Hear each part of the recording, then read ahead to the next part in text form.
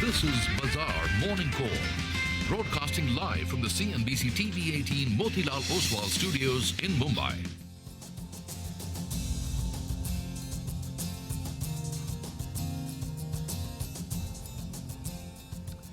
Good morning. You're with us here on a fresh new edition of Bazaar Morning Call. It's a Tuesday morning. We're coming to you live from the CNBC TV18 Motilal Oswal studios. And yesterday, it looked better. It looked better after many days of constant selling pressure. Yesterday was a big swing day, unexpected. In the first hour, the market was down 200 points. But then there was a good recovery and we had a decent, positive, solid green close. I'm Prashant. With me, my colleagues Sonia and Nigel. Guys, hi, morning. Hi, good morning, Prashant. Good morning, Nigel. And we also have some positive macro data today. The retail inflation has cooled off quite a bit. So let's see, fingers crossed. Hopefully, things won't be as bad as the last few days. Well, that's right. And, prayers and condolences to all those yesterday that were impacted by that storm that we saw. It was, a difficult time last evening, as we were going home. And carnage across, across Mumbai. So prayers, suddenly out of nowhere, right? Absolutely. Yeah. Prayers, condolences, and strength to all those that were impacted by this calamity that we saw yesterday. Out of nowhere. No, I mean, it was discomfort for many because of the storm and everything. But I mean, absolute tragedy for families, right? I mean, the death toll is 14, is the latest which is coming in. And I think rescue operations are still going on. I mean, it just shows how fragile a life can be. And I mean, those are visuals sort of coming through from what happened yesterday evening. So we'll, of course, continue to report on this and how the sort of rescue, etc., comes along and update the latest figures through the course of the day. All right, let's get to the market action then, Prashant.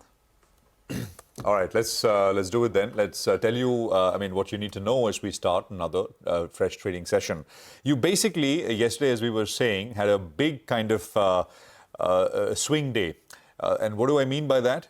The first hour, the market was down and the Nifty was down 200 points, right? I mean, that was straight off the bat.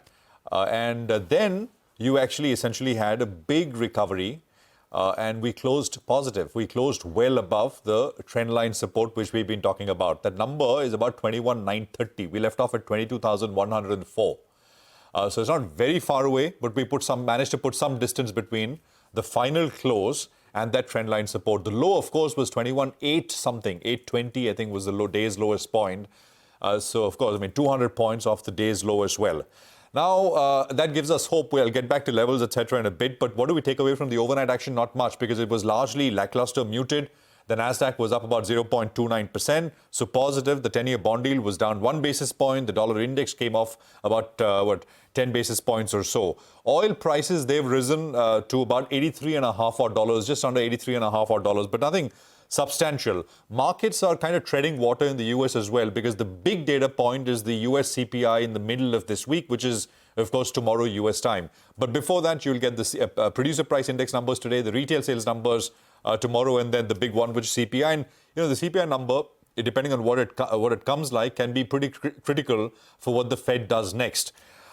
We got the phase 4 of elections, which got done yesterday, and the final turnout numbers are on your screen. I mean, the trend of a dip in turnout, etc., for a variety of reasons continues. So the turnout as of last night was 67.3% yesterday, and for the same seats, the turnout was 69.6%.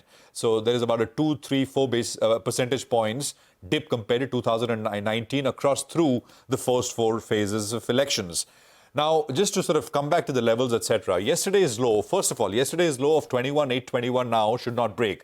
I mean, actually, even before we get to yesterday's low, I would still say that trendline support, the trendline which meets the Nifty at about 21,930, that should not break, right? Because we had a breach of that yesterday and we recovered above it.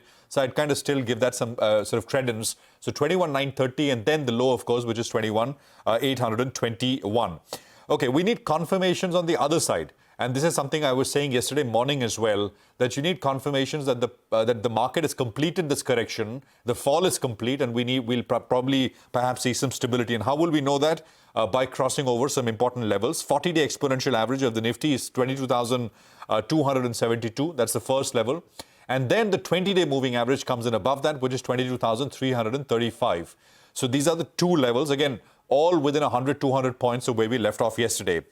The Bank Nifty also finally posted a positive close. That also had been seeing selling pressure. And we need basically similar kind of price action, a breach of the trend line support, and then closing well above it. On the way up, the Nifty Bank needs to prove that it's done with the fall by crossing the 40-day exponential, which is 47,847, first level, right? 47,847, 100 points out from here. And then the 48,200 level, which is the 20-day moving average, comes into play for the Nifty Bank. Yesterday's low for the Nifty Bank is 48,893, and that, is a level which we should not revisit if the markets got to tell us that, it's kind of completed this fall and it wants to stabilize or perhaps even move up a little bit. The GIFT Nifty will come up on your screen, and that'll give you an indication of how we're at least going to start this morning. It's a 60-point higher start. And fingers crossed, I think we perhaps are going to get a slightly better kind of screen overall after what we've seen yesterday. So, initial first 2 hours, always kind of important. Don't expect anything large. Don't expect a big runaway rally or anything. The election results are, 14 sessions out from where we stand right now. So that's going to be the big one. And opinions will kind of ebb and flow through the course of the next 14 days with, 3 more faces which are left to go to vote. So 60 points higher start on the GIFT Nifty, and that's where we will start this morning. Sorry. The one thing is for sure, right, that whether we move up or down, there'll be a lot of volatility, a lot of intraday volatility, and you may burn your fingers both ways. So it's better to just be a bit cautious. I know this recovery looks very tempting in the market, but the moot point is that this has been a market where there's large FII selling pressure in the last many days. The trend has been on the downside. Yes, yesterday we did see a bit of a recovery, but it's prudent to be cautious at these levels purely because of the amount of intraday volatility that we've been seeing. Now, just look at the numbers, right? The heavy foreign selling is something that continues. The FI sold almost 5,000 crores in the cash markets yesterday. And in the last 5 days alone, FIs have sold 24,000 crores. That, screen grab is up on your screen. Now, if you look at it, the Nifty yesterday, of course, closed above the 22,100 mark. And another positive for India is that the retail inflation has cooled off. So retail inflation has eased to an 11th-month low now of 4.83% in the month of April. So that's a good thing. Now, the stock I'm watching out for this morning is undoubtedly Zomato because of a couple of reasons. One is, of course, the numbers came in during market hours yesterday, but I'm expecting to see some follow-on buying after the very strong numbers. As we know, Blinkit has turned EBITDA positive. The guidance is very strong. A lot of brokerages have gone ahead and raised their target prices. So there's Citi and CLSA on your screen. On an average, the target prices are anywhere between 230 to about 250 or so. And the company has very ambitious plans now with quick commerce. In the conference call at 5 p.m. yesterday, they said that their target is to double their store count to 1,000 by the end of FY25. So they're doubling down on their quick commerce business, which is, Blinkit. In fact, the gross order value for Blinkit has gone up 14% quarter on quarter. So I'm expecting perhaps some follow-on buying today as well. In earnings today, you have Bharti, Shree Cement, Siemens that will be coming out with their numbers.